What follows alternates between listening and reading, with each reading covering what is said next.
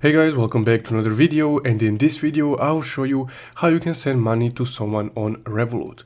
So let's get started. So first off, to send money to another Revolut user, once you open up your Revolut app, you will be on your homepage, and from your homepage just go ahead and tap on the payment section in the bottom footer menu. Once you're on the payment section, you can select one of the people that you previously sent money to, but if you want to send money to a new person, then you would just need to tap on the plus icon in the upper right corner, and here you have a few different transfer methods.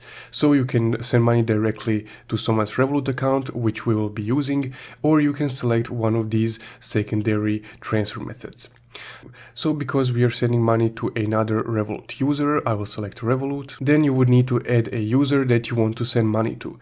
So you can search them by their rev tag, by their phone number or email, or if they gave you a QR code, you can just go ahead and scan that QR code. So I will select the first one, which is searching by a rev tag, and then I would just need to input the username or a rev tag of the person that I want to send money to. So once you inputted the rev tag of the person that you want to send money to, you can just select that person, and on the next screen you just need to input the amount of funds that you would like to transfer to that person.